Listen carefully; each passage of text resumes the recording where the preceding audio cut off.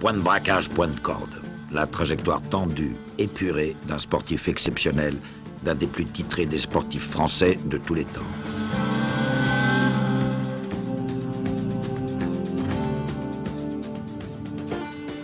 Point de braquage, point de corde. La trajectoire précise, parfaitement maîtrisée de la vie d'un homme hors du commun.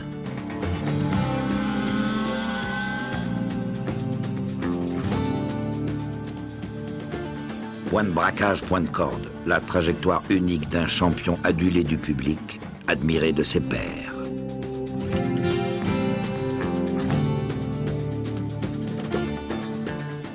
Point de braquage, point de corde. La trajectoire millimétrique d'un pilote entré vivant dans la légende du sport automobile.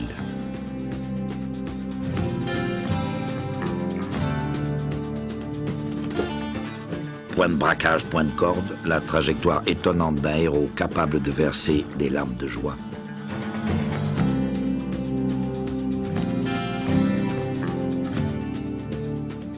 Point de braquage, point de corde, la trajectoire éprouvante, parfois, d'un champion qui a aussi connu son lot de déceptions. De point de braquage en point de corde, Alain Prost a toujours suivi une trajectoire qu'il avait tracée seul et qui lui semblait être la trajectoire idéale. Une trajectoire qui le conduira à bâtir le deuxième palmarès de l'histoire du sport automobile mondial. Je considère personnellement que j'ai eu une chance absolument fabuleuse. Et que de toute façon, on peut toujours dire, dans certains cas, que c'était pas parfait, que sur le plan sportif, j'aurais pu avoir 6 ou 7 championnats, que j'aurais pu avoir moins de problèmes avec la presse, que avec des si, on peut tout refaire, j'aurais pu aussi me faire très mal, j'aurais pu ne jamais faire de course automobile. Il ne faut pas oublier que c'est au départ une question de circonstances favorables ou défavorables. Rien, effectivement, ne le prédestinait à une carrière de pilote de F1.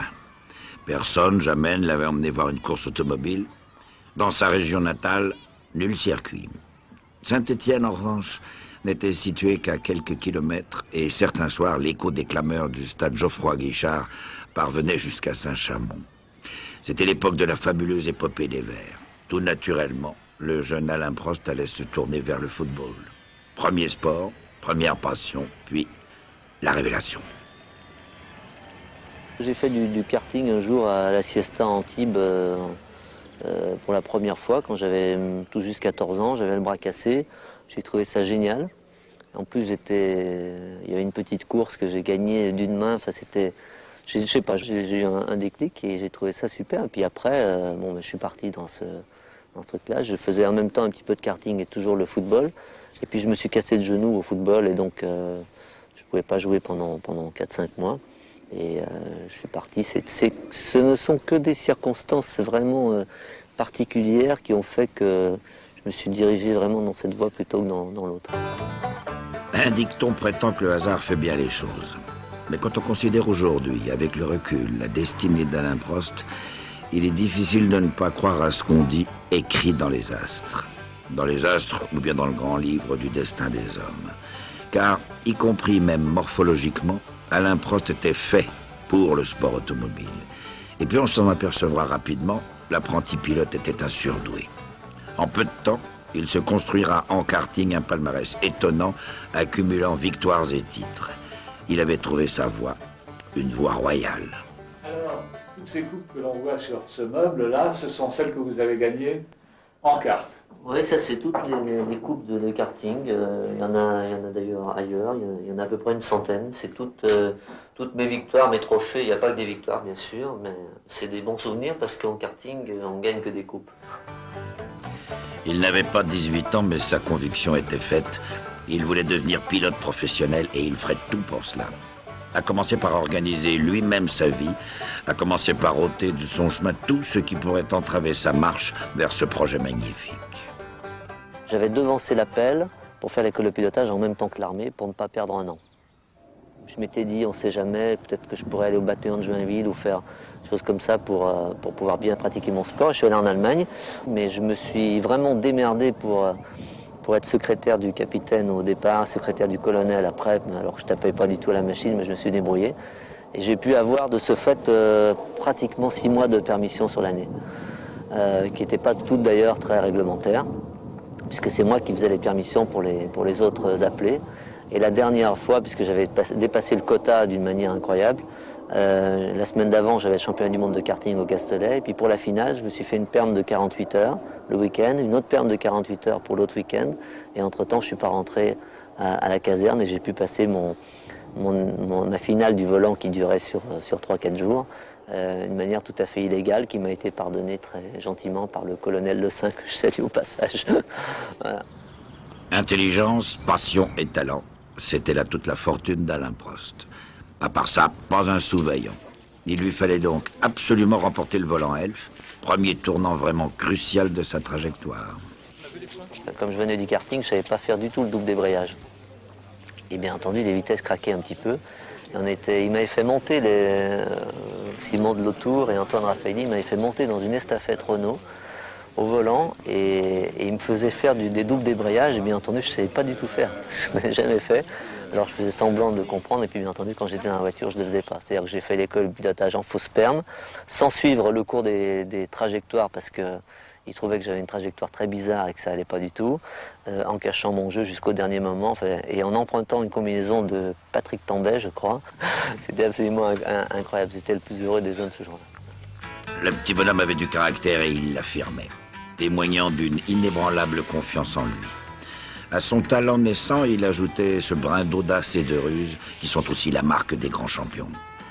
Sous le regard du Gotha du sport automobile, ne se laissant pas impressionner par la présence de Patrick Tambay, Tico Martini, Ken Tyrrell, président du jury, Alain Prost dominait parfaitement son sujet. Impeccable, il l'emportait magistralement. Sa carrière commençait vraiment là. On le savait, mais on ne pouvait pas imaginer à quel point elle serait fabuleuse. Très vite, pourtant, on allait se douter que ce pilote de Formule Renault n'était pas exactement comme les autres, comme les centaines d'autres qui l'avaient précédé dans cette formule de promotion, et surtout pas comme ceux qui couraient avec lui, ou plutôt après lui. Car sur 13 courses, il en remportait 12, du jamais vu. Il n'était pourtant qu'en train d'apprendre le B.A.-ba de son métier. On était indépendants. Et à l'époque, je me rappelle en Formule Renault, mais surtout en Formule Renault Europe, on n'arrêtait pas de faire des essais et on essayait tout ce qu'on pouvait sur la voiture. Parce qu'il y avait déjà une concurrence réelle, tout le monde faisait pareil. Alors on essayait des voies étroites, les voies larges, sur les circuits rapides, les circuits serrés, des capots différents. On mettait des gueuses de plomb devant, derrière, pour voir ce que ça amenait en motricité, etc. On apprenait et on a acquis un bagage technique très très important. La méthode Prost était en train de naître. Les pilotes d'aujourd'hui, les jeunes d'aujourd'hui, arrivent en Formule 1 avec un bagage technique 10 fois moins que ce qu'on avait nous. Et plus ça va, ils sont habitués à ça. Leur principe à eux, c'est de dire voilà, il y a 20 voitures de la même marque, du même modèle, du même moteur, et on va faire la différence, et c'est l'attaque à outrance. Ça marche, oui, ça marche au début, ça marche un moment, mais pas tout le temps. Nous, c'était plutôt de se dire, les voitures sont les mêmes, il faut faire la différence sur quelque chose, on va essayer de la faire sur la mise au point de la voiture. Formule Renault Europe, Formule 3, quelle que soit la classe, Alain Prost en était sorti premier. En 4 années seulement, il avait gravi les marches qui mènent à la F1. Lorsqu'il aborde la discipline reine du sport automobile, il a déjà acquis, en plus de sa rapidité, un bagage technique impressionnant. Mais l'équipe Marlboro-McLaren qui l'accueille en cette année, 1980, n'est pas encore celle de Ron Dennis. Et elle est loin de figurer dans le haut des classements. Peu importe, Alain Prost y effectue des débuts tonitruants. L'écurie Renault Elf ne pouvait pas laisser le plus sûr espoir du sport automobile français courir sous une bannière étrangère. Dès l'année suivante, Prost est enrôlé.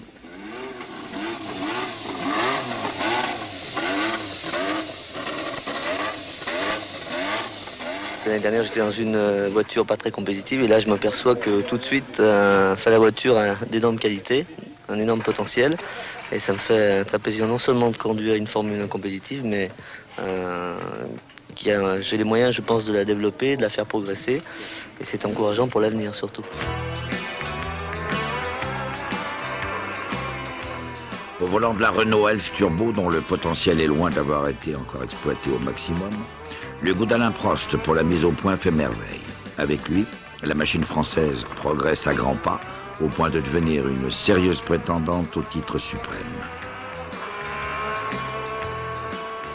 Ouais, mais je suis pas vite en ligne droite, moi je trouve. Et combien? Là je suis à 10-3, 10-4. 10-3, 10-4. Bon, écoute, moi je pense que... À l'appui on peut le faire après. Moi ce que je voudrais c'est essayer des ressorts, mais je sais pas si t'es d'accord. Oui, mais on peut l'essayer.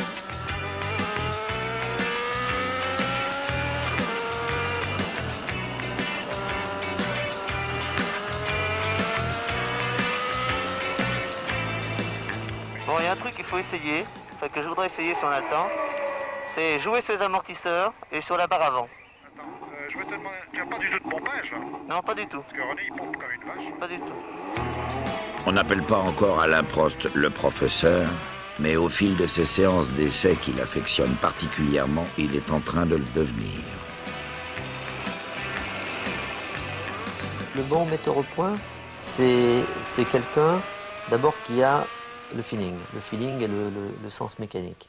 Ça, c'est apparemment la plus grosse qualité.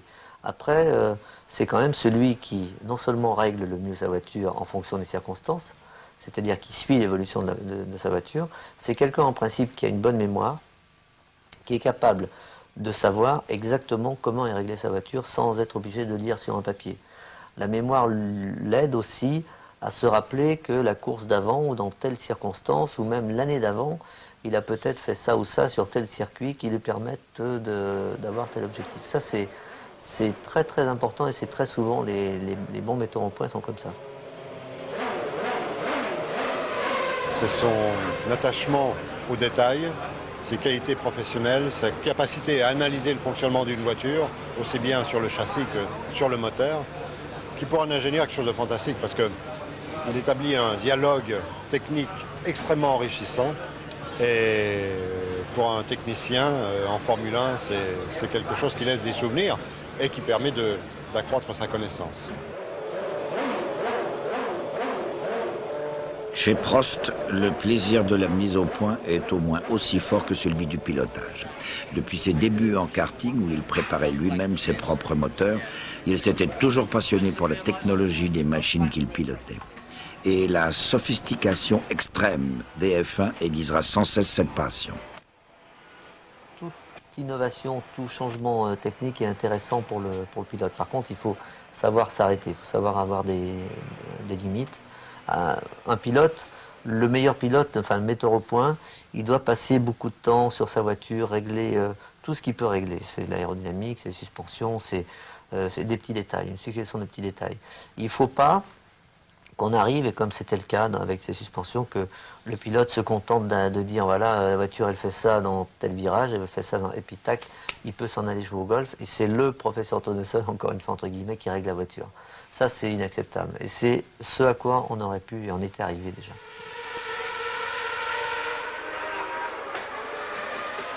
J'ai eu la chance de connaître des périodes très, très différentes, hein. Moteur turbo, moteur atmosphérique, bien sûr, boîte de vitesse normale, boîte de vitesse semi-automatique, suspension active.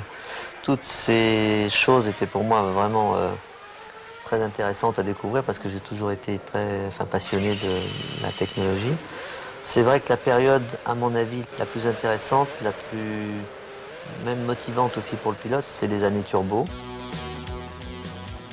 Les années turbo, si elles ne lui apporteront pas exactement toutes les satisfactions qu'il était en droit d'attendre à cette époque-là de sa carrière, ce sont cependant les années de compétition qui auront le plus excité Alain Prost. Imposé par Renault et Elf, la technique du moteur turbo compressé, longtemps décriée, allait cependant se généraliser très rapidement, faisant faire à la F1 un formidable bond en avant dans tous les domaines. Les puissances phénoménales dont disposaient les machines allaient bouleverser l'ensemble des technologies mises en œuvre. Et, bien qu'en ces années 80, on arriva pour la première fois aux limites des capacités physiques des pilotes, ces voitures diaboliques avaient tout pour plaire aux passionnés de mise au point et aux grands stratèges qu'est Alain Prost. Ces années-là consacreront l'avènement de l'ère Prost en Formule 1, l'installeront au sommet de la hiérarchie des pilotes de Grand Prix.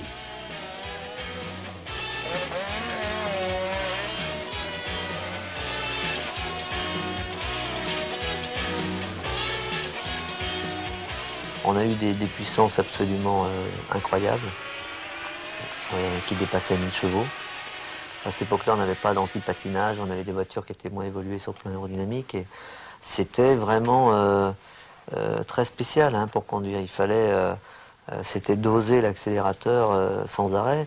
Il fallait vraiment très bien régler sa voiture. Il y avait aussi des problèmes de consommation. Tout était compliqué. Vraiment, c'était très très intéressant.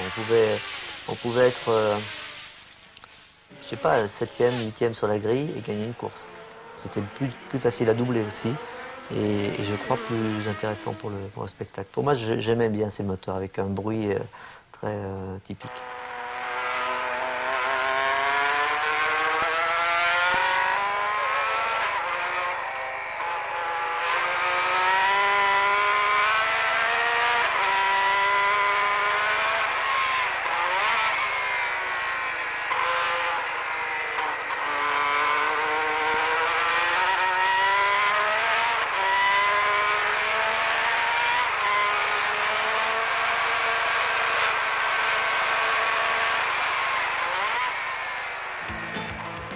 Les années turbo, ce sont pour nous, Français, les années des succès répétés des Renault Elf, du grand rêve, hélas seulement caressé d'un titre mondial pour Alain Prost et pour la régie.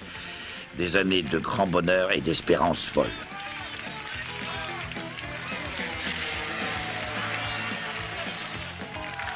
On s'en souvient, Piquet et sa Brabham BMW à l'essence non conforme souffleront le titre mondial au nez et à la barbe de Prost et de Renault, qui refuseront de coiffer une couronne qu'ils auraient ramassée sur le tapis vert des tribunaux sportifs.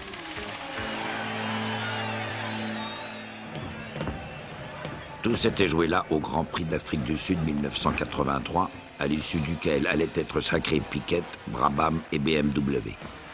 Le temps fera son œuvre, effaçant peu à peu l'amertume. Mais ce titre qui lui revenait de droit, Prost ira le chercher en quittant fin 83 Renault pour McLaren, maintenant devenu une écurie de pointe. Entre Prost et l'écurie anglaise, c'était le début d'une longue et belle histoire. De surcroît, le jeune Français allait se mesurer à un mythe vivant, Niki Lauda. L'Autrichien l'avouera plus tard, Alain Prost avait fait de ses nuits des nuits sans repos et de ses journées des jours bien difficiles. De son côté, Ron Dennis jubilait, il disposait des deux plus grands champions du moment.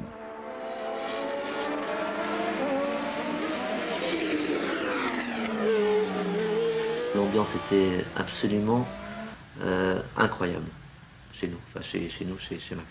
C'était incroyable. Faire de la course comme on l'a fait pendant 4 ans, c'est... Il n'y a pas mieux. Il ne peut pas y avoir mieux au monde. J'ai jamais vu pendant 4 ans un mot plus haut que l'autre entre deux mécanos, ou entre nous, entre le manager, enfin rien du tout. Et c'était un plaisir réel d'aller faire une séance d'essai, d'aller faire une course. Et le résultat, c'était l'aboutissement du travail de toute l'équipe. Et à la limite, quand c'était Niki qui gagnait ou quelqu'un d'autre, c'était pareil. On allait faire la fête le soir. Le temps de la fête, on le connaissait encore à cette époque-là. On a fêté le championnat 84 ensemble d'une manière incroyable. J'ai mis 15 jours à m'en remettre, mais c'était Lauda qui avait gagné. Aujourd'hui, ce n'est plus possible. En Prost, le grand Niki Lauda avait vraiment trouvé un adversaire à sa mesure. My biggest problem with Alan was that he joined us in '94 with the McLaren, where I was driving there. And I thought he's one of the other drivers I have to beat. But unfortunately, it was the most difficult part of all my life, because I won the championship after 16 races, half a point in front of Alan. And the next year I could nothing do, therefore I had to retire, because Alan was the world champion. Niki Lauda l'avait bien senti, l'élève avait égalé le maître. Il n'allait en fait pas tarder à le dépasser. Prost a toujours eu pour Lauda une profonde et sincère admiration. Mieux, malgré sa défaite au championnat, lui qu'on disait mauvais perdant, deviendra l'ami du grand champion autrichien. Mais pour rien au monde, évidemment, Alain n'aurait laissé passer sa chance d'être champion du monde à son tour.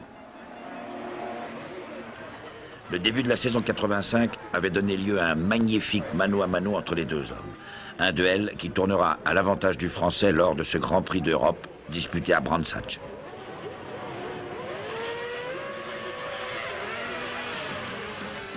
Mal placé sur la grille de départ, Alain Prost bouclait le premier tour de la course en 14e position seulement. Déchaîné, Attaquant comme un fou, il entamera une remontée d'anthologie l'obligeant, une fois n'est pas coutume, à martyriser ses pneumatiques. Contraint d'en changer, il repartira en 8e position. Obtenir les points de la 4e place, indispensable à l'acquisition du titre, semblait alors mission impossible. Pas pour Prost, pas ce jour-là. Terminant sur les talons du trio vainqueur Mansell, Senna, Rosberg, il s'adjugeait le titre. Du grand art, du grand Prost, généreux au-delà de l'imaginable. Lui qu'on dira à tort trop économe de ses efforts, c'est avec les tripes qu'il était allé chercher son premier titre de champion du monde.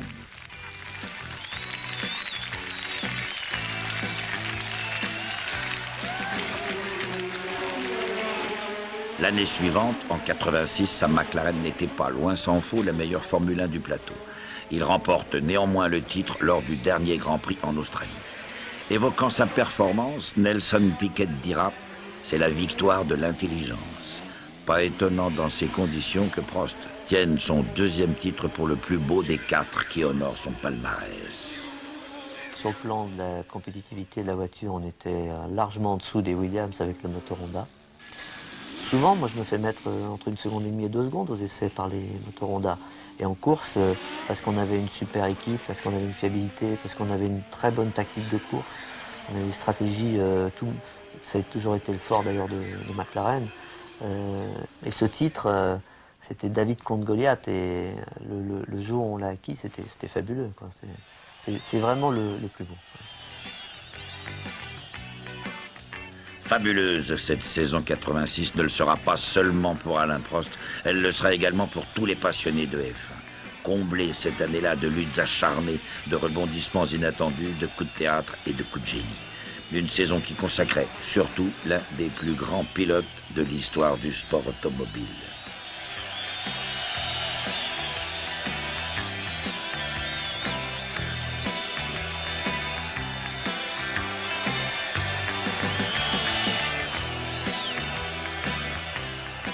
Le plaisir, c'est vraiment de travailler sur une voiture, donc travailler dans une équipe, parce que le travail d'équipe est vraiment il est passionnant. De développer si possible tout ce que je peux, d'apporter le maximum de connaissances aux gens qui travaillent avec moi. Et après, quand je suis monté dans la voiture et que je conduis, que je vois que tout marche comme je veux, que les temps tombent, que la voiture est devenue relativement facile à conduire, que j'ai bien fait mon travail, c'est ça le vrai plaisir. Et quand on gagne une course et qu'on se dit on a bien conduit, on a bien travaillé, on a bien mis au point, c'est le bonheur total. 8 ans après la conquête de son premier titre, c'est au volant d'une Williams à moteur Renault qu'Alain Prost décrochait son 4e et dernier titre de champion du monde. 8 années durant lesquelles Alain allait se consacrer corps et âme à sa passion. 8 années durant lesquelles le plaisir du pilotage sera toujours le carburant de cette passion. C'est jamais 100% de plaisir, même au début, même quand on commence en karting ou bien après en Formule de promotion, c'est jamais 100% de plaisir. Mais c'est vrai que plus on monte dans la hiérarchie, plus on monte au plus haut niveau, le plaisir, il a tendance à se réduire un petit peu parce qu'il y a plus de contraintes, il y a plus de risques, il y a plus de problèmes, aussi bien psychologiques, plus de travail aussi. Mais le plaisir, c'est quand même la base de tout. En réalité, le vrai plaisir, c'est d'avoir le temps d'analyser toutes les réactions de la voiture, c'est même d'être bien dans son baquet, de sentir bien son volant, ses pédales, etc. C'est une certaine forme de jouissance qu'on fait corps avec la voiture. Et en principe, quand c'est comme ça, il n'y a pas besoin de forcer. Souvent, moi, en tête des courses, ça m'est arrivé de dire, ben bon, j'ai 20 secondes d'avance, je ralentis un petit peu et d'aller aussi vite.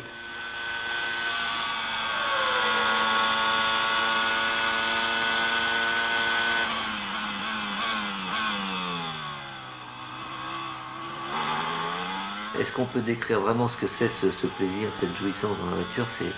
C'est difficile, parce que c'est quelque chose qu'on peut... J'ai conduit beaucoup d'autres voitures hors des Formule 1, et jamais j'ai senti le plaisir comme on peut l'avoir dans une Formule 1, parce qu'il y a en même temps une griserie, la vitesse, même la peur peut par moment vous faire plaisir indirectement, parce que quand vous sentez que vous dominez votre sujet, et que vous avez l'impression qu'il ne peut rien vous arriver, ben ça vous monte à la tête aussi.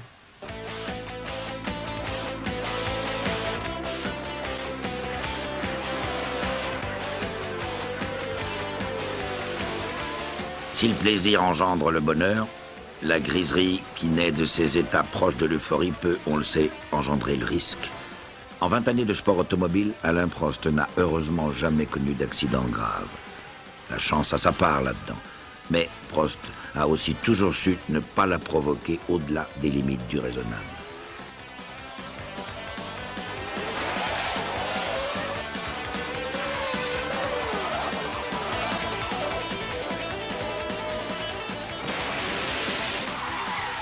Si cette sagesse l'a aidé à gagner des courses, à remporter des titres, elle l'a aussi aidé à sortir indemne de 20 années de pratique d'un des sports les plus dangereux qui soit. Les pilotes qui disent qu'ils n'ont jamais peur, qu'ils n'ont pas d'appréhension, je pense que c'est pas vrai. Moi j'ai eu un cap. J'ai eu un cap, c'est quand je me suis fait mal au poignet. C'était uniquement la deuxième course avec Calamy. Jusque-là, je m'étais absolument jamais fait mal en course automobile ou en karting, jamais. Je n'avais jamais fait de tonneau de ma vie, du bois, et j'en ai jamais fait encore pour l'instant. J'ai jamais fait un tonneau, même en voiture de tourisme, rien et tout. Et par contre, cette fois-là, je me suis fait mal. J'ai senti la douleur. C'est rien, parce que c'était un scaphoïde, ça me faisait mal. Bon, j'étais plâtré, mais je me suis dit, tiens, on peut se faire mal quand même. Alors que tant qu'on ne s'est pas fait un peu mal, eh bien, on se dit, bah, de toute façon, il ne peut rien nous arriver. L'avertissement salutaire, Prost l'avait reçu en 1980, dès ses débuts.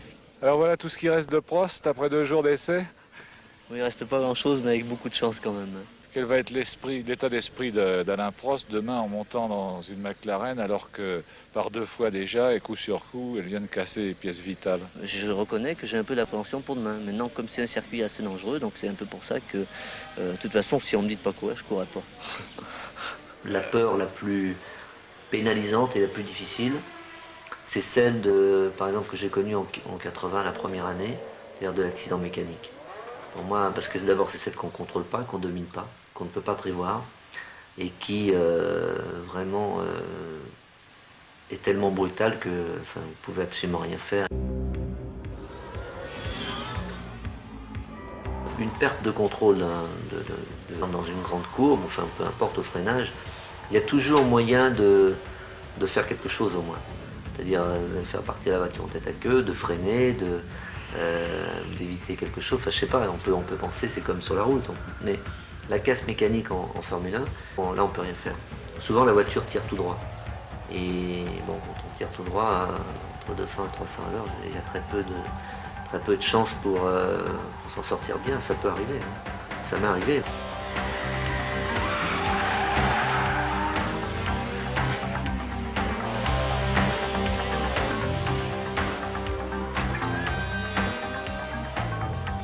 Il y a des moments où on est dans un état second dans une voiture. On dit souvent que le caractère des pilotes, quand ils sont en dehors de la voiture, puis dès qu'ils ferment la visière, ils sont complètement différents. Ça, je pense que c'est tout à fait vrai. C'est là où c'est paradoxal. Tout à l'heure, je disais la passion, l'envie de gagner, la motivation pour faire un chrono. On oublie presque tout. On oublie tout. On oublie qu'il y a une roue qui peut être mal serrée, etc. Ça peut arriver dans un changement de pneus, d'avoir un petit doute à un moment, mais c'est même pas ça qui vous fera arrêter.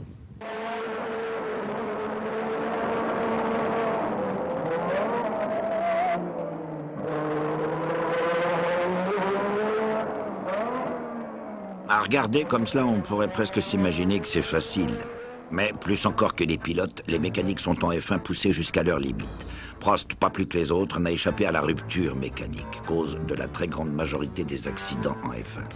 Même si parfois les équilibristes tombent de leur fil et commettent une faute de pilotage. Des instants toujours très désagréables à vivre. Surtout pour qui en est la victime et surtout pour qui, comme Alain, déteste casser de si beaux jouets. J'ai horreur d'abîmer, horreur de casser. Et ça a l'air ridicule, mais pour moi, quand je sors de la route et que j'abîme une jante, un capot, j'en suis malade. Hein. Un moteur cassé, j'en suis malade. J'ai toujours été comme ça. Mais c'était pas volontairement, en me disant, tiens, je veux pas casser, machin. D'abord, c'est un sens mécanique. Un sens mécanique pour tout. Ça ne m'arrivera jamais de prendre ma voiture de tourisme quand il fait moins 10, de mettre la première et d'attaquer comme une bête à froid. Ça ne m'arrive pas. Parce que j'ai le sens de la mécanique et le sens du matériel. Certains, les inconscients, ont parfois reproché à Alain Prost sa soi-disant trop grande prudence. Mais n'est-ce pas folie que de reprocher à un homme de ne pas être fou?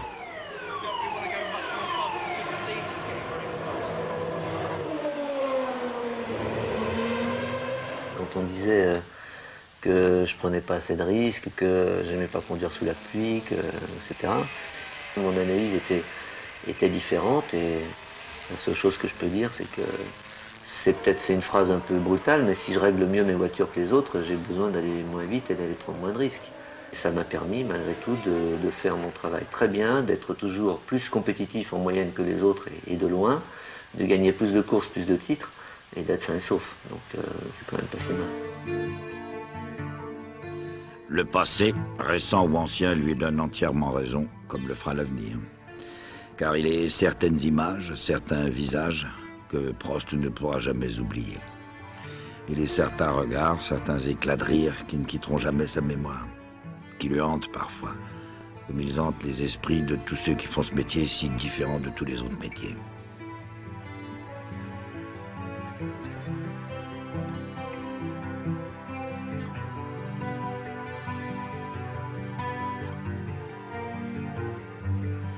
Gilles Villeneuve, Patrick Depailler, Elio De Angelis, comment les oublier? Comment oublier tout simplement?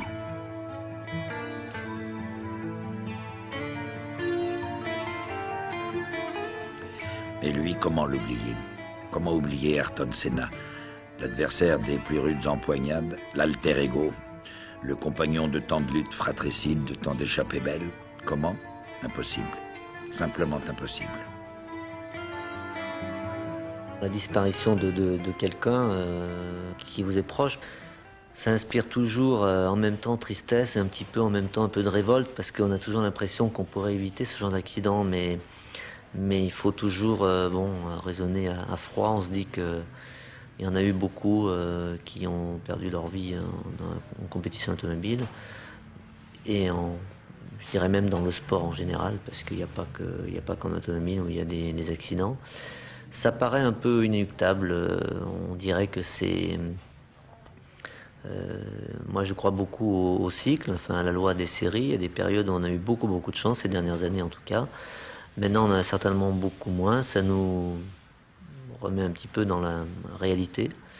La réalité c'est que tout sport mécanique, tout sport de vitesse est de toute façon dangereux.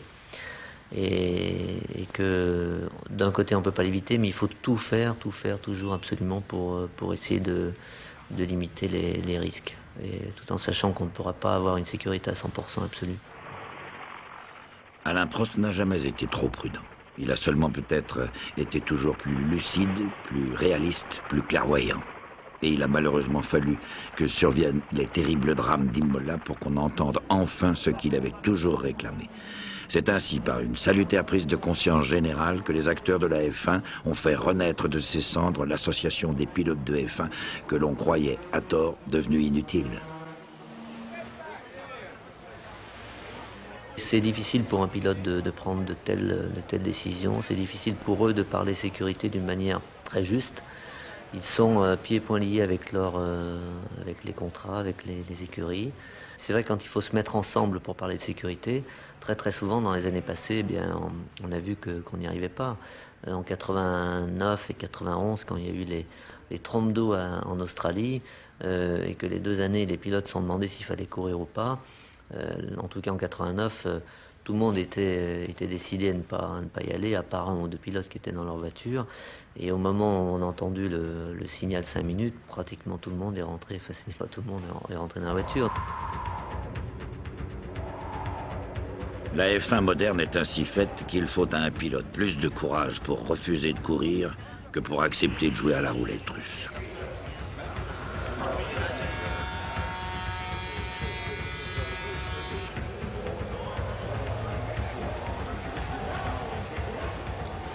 Lors de ce Grand Prix d'Australie 1989, le départ sera donné sur une piste inondée et dans des conditions de visibilité nulles.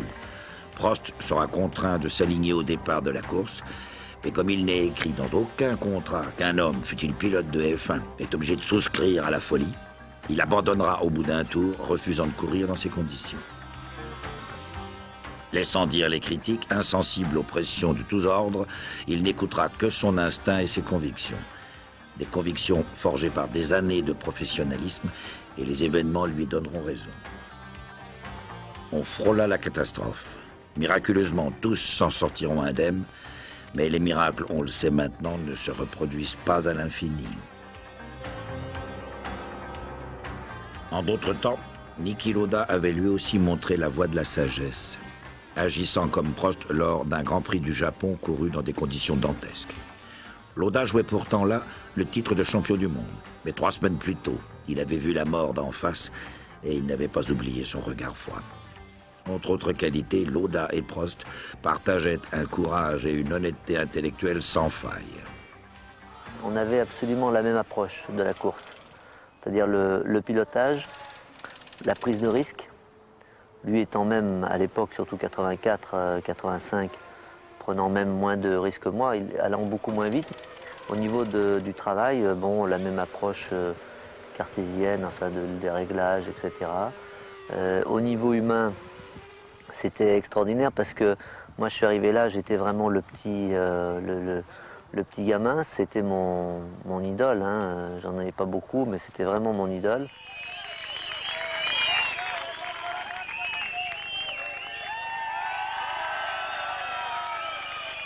Qu'est-ce que c'est l'amitié? C'est difficile de dire qu'on était amis. On était plus que des copains en tout cas. On avait un respect mutuel énorme. On avait un bon équilibre qui fait qu'il y a le jeune et l'ancien, que l'ancien a envie d'apprendre quelque chose, que le jeune a envie d'apprendre quelque chose de l'ancien, de la part de l'ancien.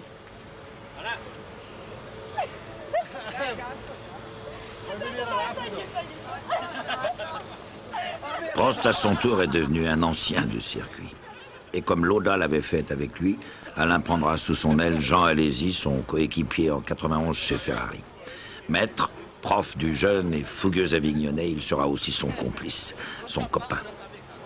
Autant avec Niki, on était relativement proches au niveau du caractère, autant avec Jean, c'est absolument complètement l'opposé. Lui, c'est moi je l'appelle le chien fou, capable de faire n'importe quoi, aussi bien avec une voiture de tourisme, aussi bien avec une F1. Dans la vie, il est très impétueux, il a un caractère très spontané, mais très entier et très fidèle. Et moi, j'avais envie de l'aider, d'essayer qu'il s'améliore, aussi bien sur la piste qu'en dehors de la piste, et qu'il profite un peu de mon expérience, et même des erreurs que j'ai pu commettre dans le passé, qu'il aurait pu lui aussi commettre. En plus, il était chez Ferrari, où c'est quand même une ambiance un peu particulière. C'est peu dire qu'il règne au sein de la Scuderia Ferrari une ambiance un petit peu particulière.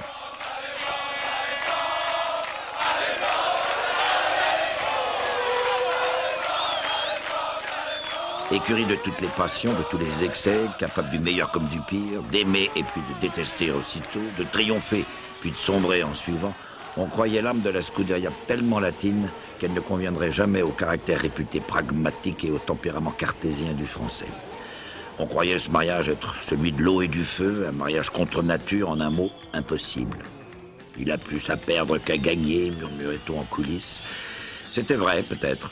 En vérité, Prost brisait là l'image qu'on lui avait faite d'homme au sang-froid, de professionnel calculateur.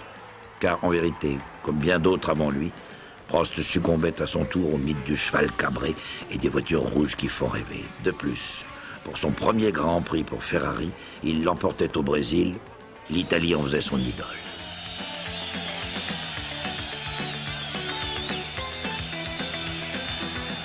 C'était très émouvant parce que c'est vrai que moi j'ai toujours rêvé, tout le monde a rêvé un jour de conduire pour Ferrari. Et puis j'avais beaucoup de pression quand même parce que j'étais parti de chez McLaren. Beaucoup de pression de la part des médias italiens, c'était absolument énorme pendant tout l'hiver, etc. Et ça a été vraiment et j'ai un peu fondu en larmes comme si quand on craque, quoi. C'est vraiment la pression était presque trop forte. Et c'était comme si, voilà, le pari est gagné, parce qu'à partir du moment où j'avais gagné cette course-là, ça allait être quand même beaucoup plus facile et plus logique en fin de saison. Et puis quand on gagne, après tout le monde se prend à rêver de titres. j'en rêvais, mais secrètement, parce que je ne pensais pas vraiment qu'on y arrive. Et puis après, quand j'ai gagné 3 courses de suite, là, je me suis dit, bon, si on ne fait pas de conneries, on peut y arriver. Mais on n'a pas été beaucoup aidé. Prost s'en apercevait à ses dépens. Ferrari ne ressemble décidément à aucune autre écurie de F1. Alors qu'il était en droit d'attendre aide et soutien de son coéquipier, le staff de la Scuderia laissait Mansell agir dans son seul intérêt. De son duel avec l'Anglais, Prost sortait pourtant largement vainqueur. En quête de réhabilitation avant son arrivée, Ferrari renouait avec la victoire. Le redressement fut même spectaculaire. Prost avait en tout cas prouvé qu'il était bien l'homme de la situation et qu'il était bien aussi un immense champion, et que le sang chaud des latins se mariait bien avec le sien. Bien mieux en tout cas qu'avec celui de Mansell, dont la mine dépitée annonçait des orages qui ne tarderont pas à éclater.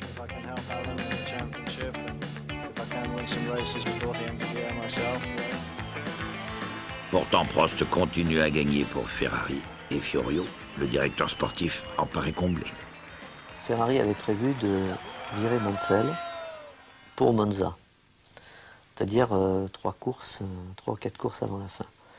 Et là, j'ai jamais su vraiment ce qui s'était passé. Il y a eu réunion sur réunion. Morbidelli était prêt à prendre la place de Mansell. Il a fait des essais avec moi. Et puis il y a eu une réunion d'avocats. Enfin, apparemment, je ne sais pas très bien ce qui s'est passé.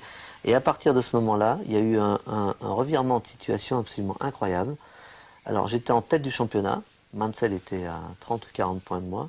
Et c'était comme si, du jour au lendemain, il était devenu premier pilote. Et donc, au Grand Prix du Portugal, il y a eu 2 équipes. C'est-à-dire, il y a eu mon équipe avec mon ingénieur, etc. Il y a eu l'équipe de Mansell qui ne participait plus au briefing, qui avait le mulet pour lui et qui avait tout pour lui. J'avais dit avant la course, hein, je sentais qu'il allait y avoir un problème. Et puis Mansell, au départ, m'a complètement bloqué dans le mur. Et bon, je pense que j'aurais gagné la course très très facilement. Étrange manœuvre qui fait le bonheur de McLaren et de Senna. Étonnante méthode. Prost est furieux, à juste titre, et ne comprend pas, d'autant que Mansell n'a depuis longtemps plus aucune chance d'être sacré à sa place.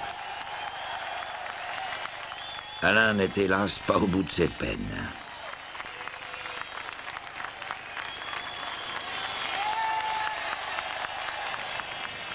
Au Japon, ses chances sont encore intactes. Comme à son habitude, Prost a formidablement préparé sa course, partant même en première ligne. Mais il en est un autre qui a la rage au ventre, et dont l'ambition est loin d'être rassasiée. Senna.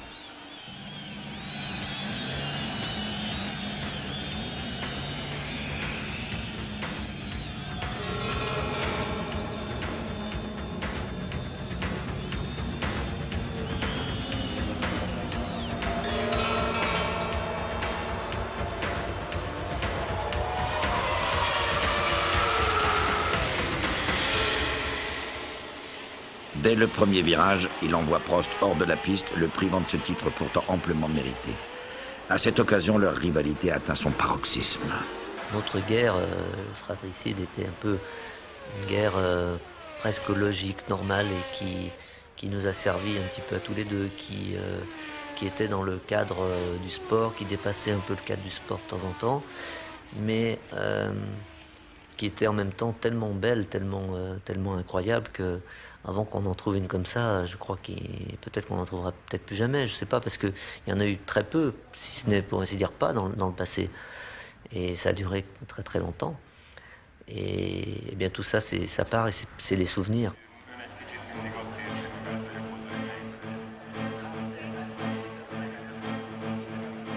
Senna, Prost, Prost, Senna. 2 princes pour un seul royaume. 2 rois pour une seule couronne. 2 seigneurs aussi. Leur duel sera somptueux.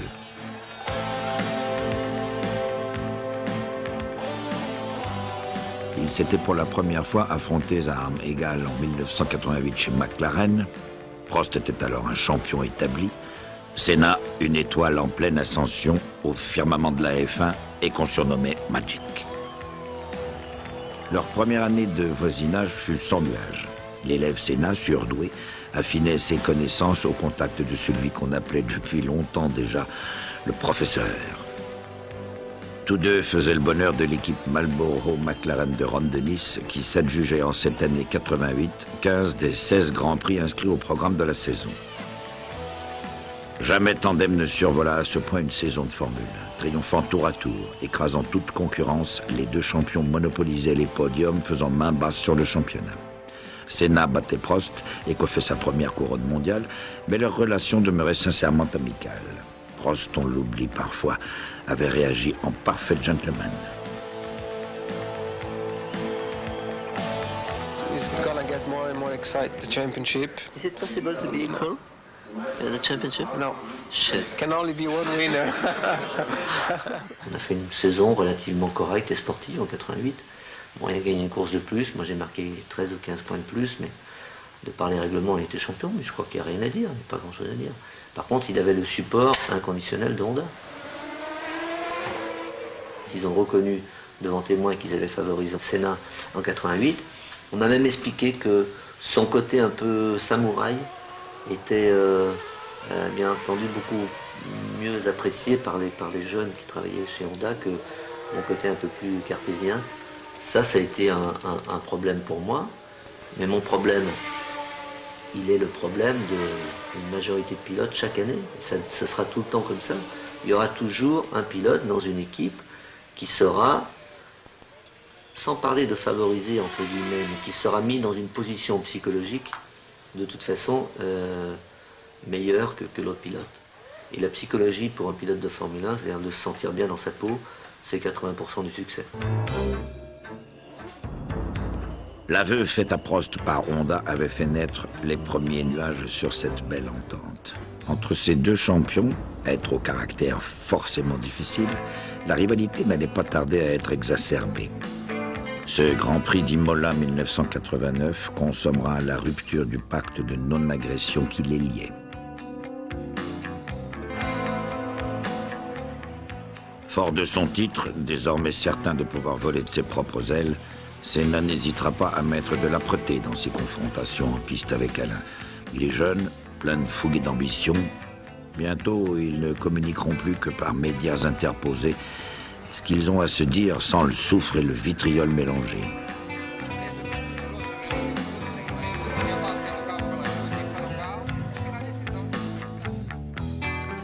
Chacun se replie sur lui-même, leur brouille fait sensation dans les gazettes, tout contribue désormais à les éloigner. Moralement fatigué, Prost décide de s'en aller.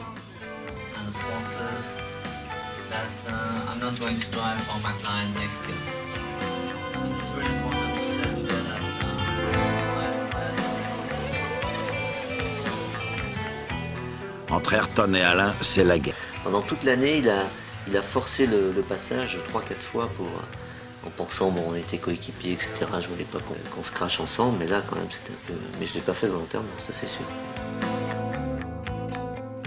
À l'issue de leur accrochage au Grand Prix du Japon, Prost décroche son 3e titre. Mais la rupture est aussi consommée avec McLaren. L'écurie de ses débuts, sa famille presque. Et Senna rumine déjà une vengeance qu'il croit nécessaire. Elle interviendra lors de cet autre Grand Prix du Japon, tandis qu'Alain tenait entre ses mains ce titre qu'il brûlait d'offrir à toute l'Italie. Leur lutte connaîtra encore d'autres épisodes tumultueux à la limite de la violence, tandis qu'Alain raflait au volant de la Williams Renault son 4e et dernier titre mondial.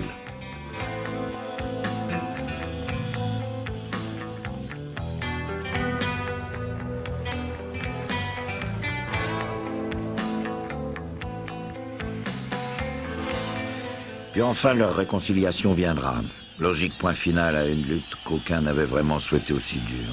La raison l'emportait, leur intelligence triomphait. Quand il s'est aperçu que je n'allais plus être là, pour lui, la motivation était complètement différente. Je dirais même que la raison d'être, sa raison de vivre et de courir en même temps, sa raison d'être encore en Formule 1 était différente. C'est sûr qu'il y avait les records, il y avait le titre de champion du monde, mais ça passait presque au second plan. Et il en parlait peu, mais il m'en a parlé, ou en tout cas ses proches m'en ont parlé indirectement de ce qu'il pensait, de ce qu'il disait. Et le fait de dire que je lui manquais, comme il l'a dit juste avant son accident, enfin le matin de la course, était certainement sincère. Hello to our dear friend Alan in France. We all miss you, Alan.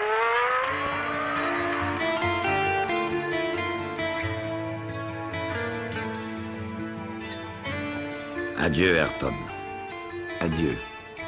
Toi aussi, tu lui manques, Alain. Adieu, Ayrton. Tu nous manques à nous tous, tu sais. Adieu.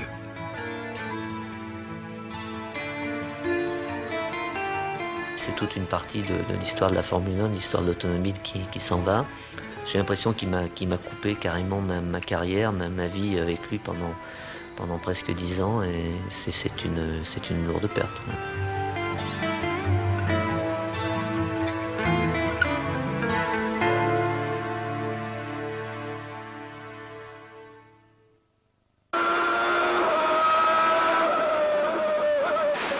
À vivre à 300 à l'heure, on vit parfois malheureusement des drames et toujours à coup sûr des déceptions. Il n'en aura pas manqué sur la trajectoire d'Alain Prost, aussi belle qu'elle fut au bout du compte. À commencer par celle vécue avec la Scuderia Ferrari, une écurie en laquelle Prost croyait tellement fort. Un divorce à l'italienne, consommé et consumé dans les flammes. Une rupture si difficile à expliquer aujourd'hui encore. Une séparation trop douloureuse, trop brutale, trop frustrante.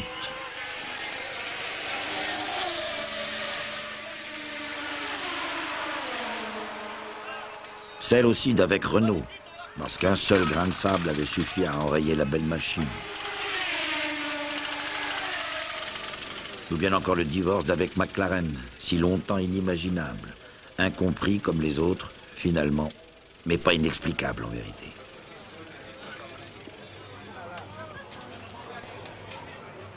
Il ne faut pas oublier une chose.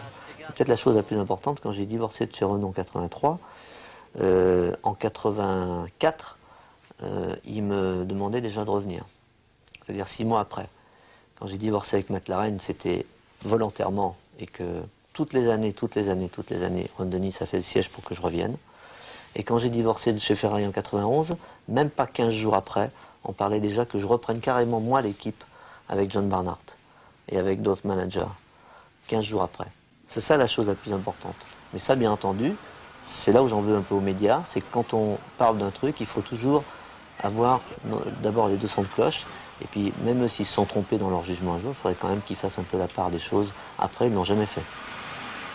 On a longtemps cru d'Alain Prost qu'il avait le cœur taillé dans du métal froid. On l'a longtemps cru blindé contre tout. On l'a longtemps cru insensible à tout. On se trompait, lourdement, gravement. C'est vrai que je suis sensible, mais je suis plus touché par la bêtise ou la méchanceté de certains journalistes que par l'opinion. C'est-à-dire que je conçois très très bien que les gens sont fans de... Mais tant mieux s'ils sont fans de Prost, mais je conçois très bien qu'ils soient fans de Senna ou de Schumacher ou de Piquet. Je conçois tout à fait, il n'y a aucun problème, et c'est ça qui fait justement l'intérêt du sport. Vis-à-vis de certains médias, c'est vrai que j'ai eu pas mal de problèmes ces derniers temps, parce qu'il y a une forme d'honnêteté intellectuelle que certains médias n'ont plus aujourd'hui. Ils n'ont pas à porter un jugement trop personnel, ils doivent informer les gens. Et là, de ce côté-là, non, j'étais pas tellement d'accord, donc c'est pour ça que ça me touche. Alain Prost, en vérité, s'est mis à étouffer à mesure qu'étaient déifiés les pilotes vedettes de la F1.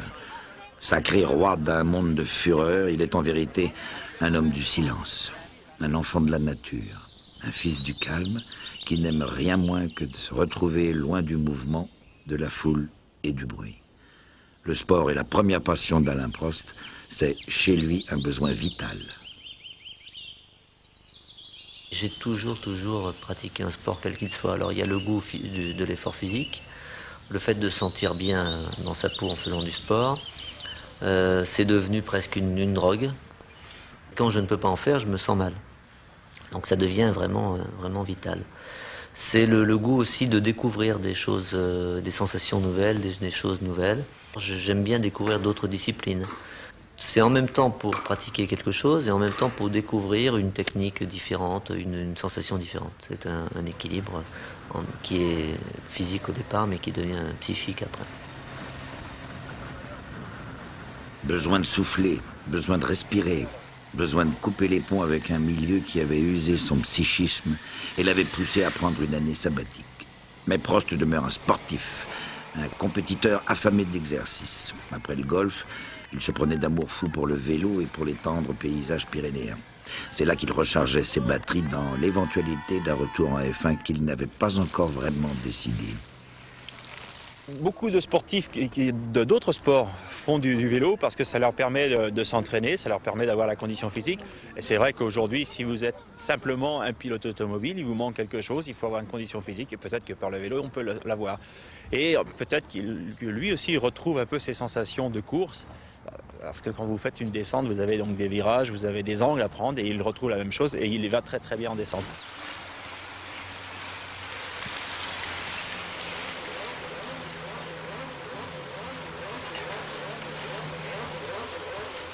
Oui, mais voilà, il arrive vite, le manque d'adrénaline, le manque de tout ce qui vous a fait vibrer si fort, si longtemps.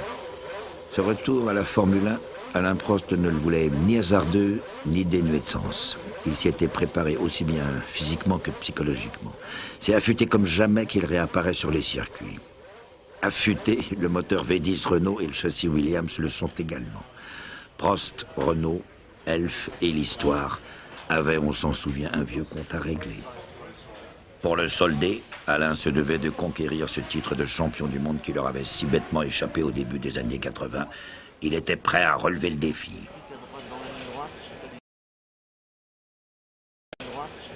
Nous avons retrouvé Alain après qu'il ait acquis une expérience chez McLaren, expérience chez Ferrari. Et on a retrouvé un homme, je dirais sur l'essentiel, il est le même. C'est-à-dire avec ce même souci de perfection, ce même talent bien entendu, mais enrichi par une expérience vécue avec une autre équipe, vécue avec d'autres hommes, d'autres ingénieurs.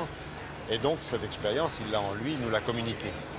Donc j'ai retrouvé un Alain tel que je le connaissais, mais d'un niveau encore supérieur à celui qu'il avait atteint en 83.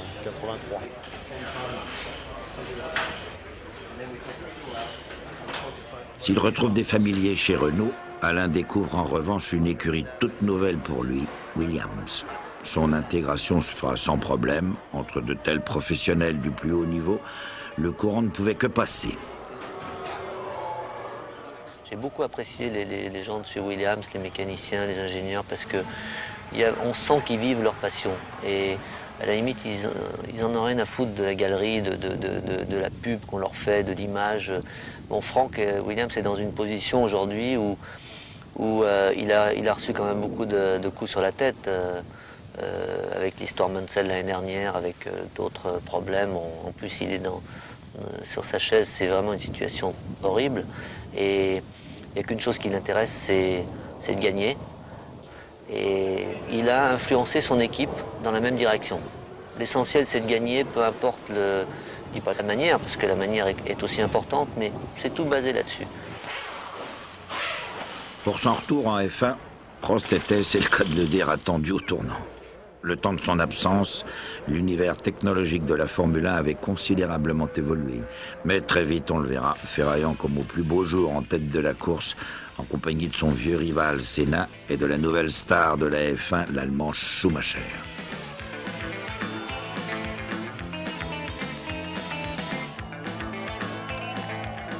Très vite, c'est avec plaisir qu'il retrouvera, lui qui ne boit pas, le goût sucré du champagne de la victoire.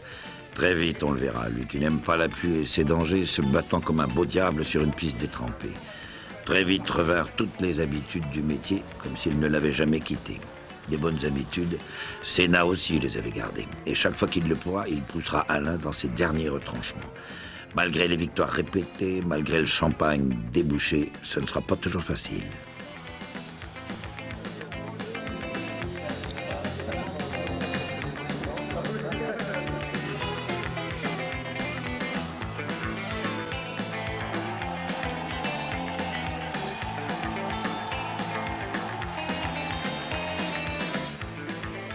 Alain connaîtra son lot de misère et de déception, comme ici à Monaco, où une sanction pour départ anticipé atteindra son moral. Déstabilisé, il lui fallait reprendre confiance. Renouant avec la victoire, il effectue une splendide moisson estivale et s'adjuge au passage son dernier Grand Prix de France à Magny-Cours, à 2 pas de la maison qu'il habitait au temps de la Formule Renault. Mais la pression demeurait forte autour de lui et il lui fallait serrer les dents.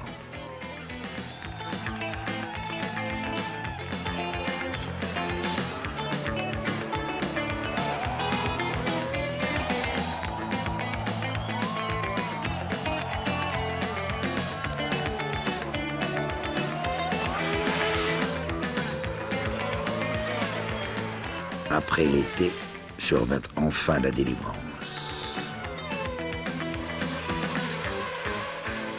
Il l'obtenait enfin, ce titre, avec Renault et Elf, qui manquaient de temps pour que l'histoire fût tout à fait belle. Auréolé de sa 4e couronne mondiale, il pouvait en toute sérénité annoncer sa retraite de pilote de Grand Prix. Soulagé, heureux et comblé, c'est ainsi qu'il saluait ceux qu'il quittait. Pour moi aujourd'hui je pense un peu à toute ma carrière, quoi, mes 20 ans de compétition, et c'est un peu l'aboutissement, moins de courses, mais l'aboutissement c'est aussi ensemble de s'être retrouvé 10 ans après et d'avoir pu réussir ce qu'en sport on ne réussit jamais, quoi, c'est de se retrouver 10 ans après et de faire ce qu'on n'avait pas pu faire en 83 et puis d'une belle manière, je pense, parce qu'il y a eu vraiment une ambiance fantastique dans notre équipe cette année. Et aucun problème, et notre équipe a quand même été un peu critiquée surtout depuis le mois d'août de l'année dernière, et c'est une belle revanche. Je suis vraiment très content en plus de finir ma carrière comme ça et avec vous.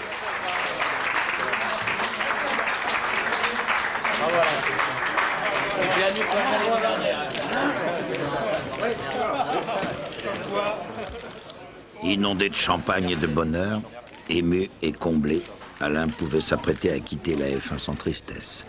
Elle lui avait procuré trop de joie pour qu'il puisse en être autrement. C'est du reste d'un clin d'œil, en lui offrant un embrayage tout neuf, objet de funestes souvenirs de départ manqués, que ces mécaniciens anglais saluaient le départ de leur champion. Désormais, Alain était prêt pour sa nouvelle vie d'ambassadeur itinérant de Renault. Good idea. Good. Thank you everybody. Franchement, j'espérais faire une saison encore, voire 2 saisons encore avec lui. Mais c'est sa décision. Elle n'appartient qu'à lui, on la respecte, donc pas de problème. Et je connais suffisamment Alain pour savoir que s'il a pris une telle décision, c'est en toute connaissance de cause, c'est parfaitement réfléchi. Et donc, il a raison. Quand on s'appelle Alain Prost, quand on est champion du monde pour la 4e fois, eh bien, il faut savoir s'arrêter. Il a su le faire et on ne peut que la respecter parce que c'est le privilège d'un grand champion. Parce que souvent dans la vie, on aimerait bien s'arrêter, on ne peut pas. Alors que lui, son privilège, c'est d'avoir pu s'arrêter quand il a voulu s'arrêter. But Alain Prost, I think, will go down in the history of the sport as the professor, as the driver who is the thinking man's driver and very much respected by all. Nous étions un peu tristes de te voir t'en aller, mais il était beau ton dernier podium, Alain. Beau et émouvant. Tu as merveilleusement réussi ce que dans le sport, aussi bien que dans la vie, tant d'autres n'ont pas su ou pas pu faire. Sortir par la grande porte, partir en beauté, en pleine gloire, en champion adulé, en homme comblé, admiré et respecté. Tu n'as pas fait le combat de trop que tant d'autres font, hélas, par orgueil, à moins que ce ne soit par faiblesse. Nous étions un peu tristes, et peut-être l'étais-tu, toi aussi, quelque part au fond de toi, quelque part dans un repli de l'âme à jamais refermé, puisque tu as tourné le dos à la Formule 1 pour toujours. Tu as maintenant retrouvé des paysages et des visages familiers. Une nouvelle vie, que tu refuses d'appeler retraite, s'ouvre maintenant devant toi. Une vie loin des feux de l'actualité et du vedettariat, mais on n'en doute pas, qui sera aussi bien remplie et aussi bien réussie que ta vie de sportif de très haut niveau. Moi, la reconversion, je l'emploie parce qu'on l'emploie, mais pour moi, ce n'est pas considéré comme reconversion. C'est une suite logique à ma carrière et une suite logique à ma vie qui sera de toute façon différente. Donc c'est un mode de vie différent. Alors, c'est sûr que je n'ai pas besoin de travailler 8 heures par jour Mais je le ferai s'il y a quelque chose de motivant, de très motivant, et même sans gagner d'argent. Je suis incapable de ne pas travailler, c'est-à-dire de ne pas avoir au moins un intérêt pour faire quelque chose. L'idéal serait de construire quelque chose. Quand je dis construire, c'est de créer quelque chose et donc je trouverai certainement quelque chose de motivant qui me prenne peut-être pas tout mon temps, parce que j'ai envie de vivre aussi, j'ai envie de profiter de mes enfants. Ça, ce serait la meilleure, comme vous dites, reconversion. Vous pouvez l'applaudir quand il passe devant vous, merci. Et voilà le jeune Prost, Nicolas. Avec évidemment le casque de papa. Je pense sincèrement que si un de mes enfants était très doué pour la course automobile, qu'il ait vraiment très envie de le faire, qu'il soit très motivé, pourquoi l'en empêcher? Par contre, si c'est simplement par caprice, ça c'est sûr qu'il n'en fera pas. Parce que je ferai tout ce que je peux pour l'en empêcher. Il ne faut pas oublier qu'à la base de tout, il y a le plaisir et la passion. Et que c'est pas possible d'oublier ça, même si on arrête une carrière, d'oublier ça du jour au lendemain. Donc quand je vais faire du karting avec mes enfants ou quand je vais conduire une voiture n'importe où sur la terre, sur la glace ou sur la piste, c'est de toute façon un plaisir, n'importe quel type de voiture. Et ça, je ne veux pas l'oublier. Elle était belle aussi, cette soirée à Bercy où tu as définitivement bouclé la boucle de ta vie de champion du volant.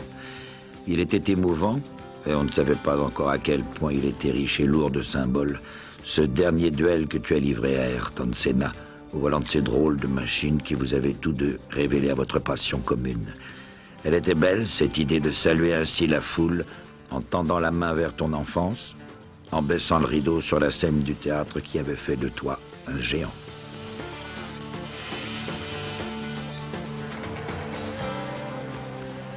De point de braquage en point de corde, tu as vécu à 300 à l'heure, sans jamais perdre ce sourire venu de l'enfance et qui donne un sens à la vie.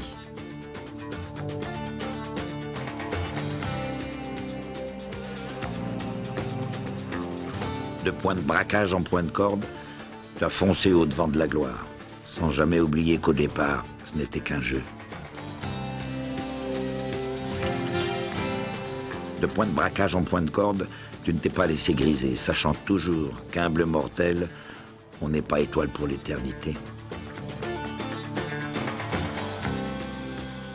De point de braquage en point de corde, tu as appris dans l'exercice de ta passion un plaisir immense que tu as donné en partage autour de toi.